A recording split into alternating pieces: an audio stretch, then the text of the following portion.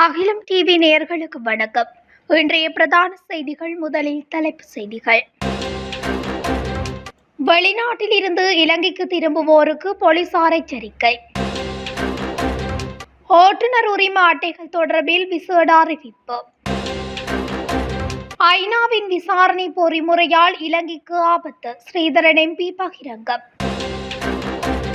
வங்கி அட்டைகளை பயன்படுத்தி பேருந்து கட்டணம் செலுத்த அனுமதி. யாழில் போலீசாரிடம் தப்பித்து ஓடியவர் புகையிரதத்துடன் மோதி உயிரிழப்பு. ஈஸ்டர் தாக்குதலுக்கு முன் மைத்திரிக்கு வந்த அழைப்பு சிஐடியில் முக்கிய புள்ளி. வர்த்தக நிலையம் ஒன்றில் தீ விபத்து. பிஎல் மணம்பேரிக்கு விளக்கமறியல் நீடிப்பு. மண் சரிவுக்குள் புதையுண்ட பேருந்து 18 அதிகரித்த உயிரிழப்பு. இருமல் மருந்தால் குழந்தைகள் உயிரிழப்பு, சிபிஐ விசாரணை கோரி மனு தாக்கல். உச்சம் தொட்ட தங்கத்தின் விலை தொடர்பான விரிவான செய்திகள். வெளிநாட்டில் இருந்து இலங்கைக்கு திரும்பும் இலங்கையர்களுக்கு போலீசார் எச்சரிக்கை விடுத்துள்ளனர். வெளிநாட்டில் இருந்து நாடு திரும்பும் போது வாடகை வாகனம் பெறும் மக்கள் அவதானமாக செயற்படுமாறு கேட்டுக் கொள்ளப்பட்டுள்ளது. ஆன்லைன் முறையின் மூலம் தற்காலிகமாக காரை வாடகைக்கு எடுக்கும் போது முறையான விசாரணைகளை மேற்கொள்ளுமாறு அறிவுறுத்தப்பட்டுள்ளது. அதன் பின்னர் காருக்கு பணம் செலுத்துமாறு கேட்டுக் கொள்ளப்பட்டுள்ளது. காரை வாடகைக்கு எடுப்பதாக கூறி காரை வழங்காமல் வழங்கப்பட்ட கையடக்க தொலைபேசி எண்களை செயலிழக்க செய்து மோசடியாக பணம் பெறும் ஒரு குழு செயற்படுவதாக தெரிய வந்துள்ளது. இது தொடர்பில் அதிகளவில் முறைப்பாடுகள் கிடைத்துள்ளதாகவும் போலீசார் தெரிவித்தனர். ஓட்டுநர் உரிமங்கள் வழங்கும் பணி அக்டோபர் 18 முதல் தொடங்கும் என்று போக்குவரத்து நெடுஞ்சாலைகள், துறைமுகங்கள் மற்றும் சிவில் விமான போக்குவரத்து அமைச்சர் பிமல் ரட்நாயக்க அறிவித்துள்ளார். மோட்டார் போக்குவரத்து திணைக்களத்திடம் தற்போது 8 லட்சம் ஓட்டுநர் உரிம அட்டைகள் இருப்பதாக அமைச்சர் தெரிவித்துள்ளார். இது தொடர்பில் நாடாளுமன்றத்தில் இன்று விளக்கம் அளித்து உரையாற்றும் போதே அமைச்சர் இவ்வாறு கூறியுள்ளார்.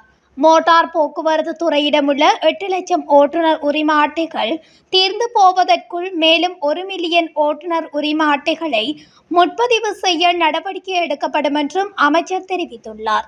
முன்னதாக ஓட்டுநர் உரிமங்களை அச்சிடும் பணியை மெட்ரோபாலிட்டன் என்ற தனியார் நிறுவனம் செய்து வந்ததாகவும், ஒரு ஓட்டுநர் உரிமத்தை அச்சிட 534.54 செலவாகும் என்றும் அவர் கூறியிருந்தார்.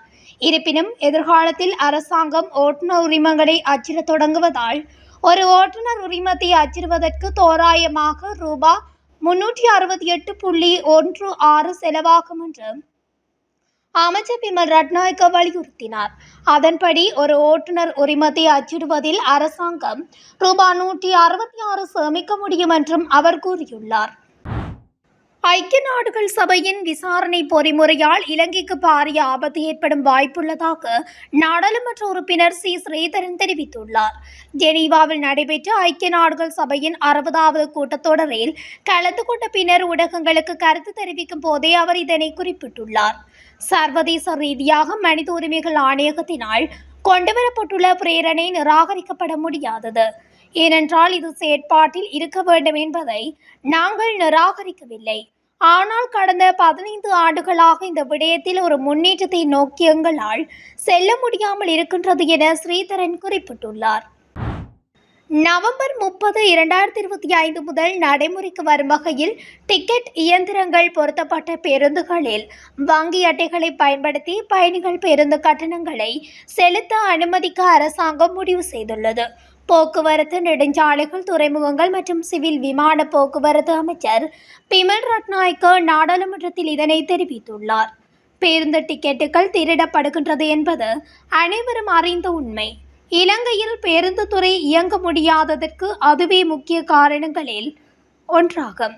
இதன் காரணமாக எந்த வருமானத்தையும் ஈட்ட முடியாது. எனவே அட்டை கட்டண முறையை உருவாக்குமாறு தனியார் பேருந்து உரிமையாளர் சங்கங்களிடமிருந்து கோரிக்கை விடுக்கப்பட்டுள்ளது. எனவே நவம்பர் 30 டிஜிட்டல் பொருளாதார அமைச்சு சான்றிதழை வழங்கியிருக்கும் என்று நம்புகிறோம். இதற்கமைய தற்போது பேருந்து டிக்கெட் இயந்திரம் உள்ள எந்த ஒரு பேருந்திலும் பயணிகள் தங்களிடம் உள்ள எந்த வங்கி அட்டையையும் பயன்படுத்தி பணம் செலுத்த முடியும் என்று தெரிவித்துள்ளார். யாழ்ப்பாணத்தில் போலீசாரிடம் இருந்து தப்பியோடி புகையிரதத்துடன் மோதுண்டு படுகாயமடைந்த இளைஞன் சிகிச்சை பலனின்றி உயிரிழந்துள்ளார். குற்ற செயல்களுடன் தொடர்புடைய நாவட்குழி பகுதியைச் சேர்ந்த இளைஞன் ஒருவரை போலீசார் கைது செய்ய முயற்சிகளை முன்னெடுத்த நிலையில் இளைஞன் தொடர்ந்து தலைமறைவாக இருந்துள்ளார். இந்த நிலையில் கடந்த 1ஆம் தேதி நாவட்குழி பகுதியில் உள்ள வீடொன்றில் இளைஞன் பதுங்கியிருப்பதாக போலீசாருக்கு கிடைத்த ரகசிய தகவலின் அடிப்படையில் சம்பவ இடத்துக்கு விரைந்த போலீசார் இளைஞனை கைது செய்ய முற்பட்டனர். இதன்போது இளைஞன் போலீசாரிடமிருந்து தப்பித்து புகையிரத பாதையை கடந்து ஓட முற்பட்ட வேளை புகையிரதம் மோதி படுகாயமடைந்துள்ளார். படுகாயமடைந்த இளைஞனை போலீசார் மீட்டு யாழ் போதனா வைத்தியசாலையில் அனுமதித்த நிலையில் வைத்தியசாலையில் சிகிச்சை பெற்று வந்த இளைஞன் நேற்றைய தினம் சிகிச்சை பலனின்றி உயிரிழந்ததாக கூறப்படுகின்றது. 2019 உயிர்த்த ஞாயிறு பயங்கரவாத தாக்குதல்கள் தொடர்பான விசாரணை அழைப்பாணையை தொடர்ந்து முன்னாள் நாடாளுமன்ற உறுப்பினர் சஜின் வாஸ் குணவர்தன இன்று குற்றப்புலனாய்வு திணைக்களத்தில் முன்னிலையாகியுள்ளார். தாக்குதல்கள் குறித்து முன்னெச்சரிக்கைகளுடன் தொடர்புடையதாக கூறப்படும் தொலைபேசி அழைப்புகள் தொடர்பாக வாக்குமூலம் அளிக்கவே குணவர்தன அழைக்கப்பட்டதை காவல்துறையினர் தெரிவித்தனர். இந்திய உளவுத்துறையிலிருந்து தாக்குதல்கள் குறித்து எச்சரிக்கும் அழைப்புகள் தனக்கு வந்ததாகவும் முன்னாள் ஜனாதிபதி மைத்திரிபால சிறிசேன முன்னதாக அளித்த வாக்குமூலத்தை தொடர்ந்து இந்த விசாரணை முன்னெடுக்கப்பட்டுள்ளது.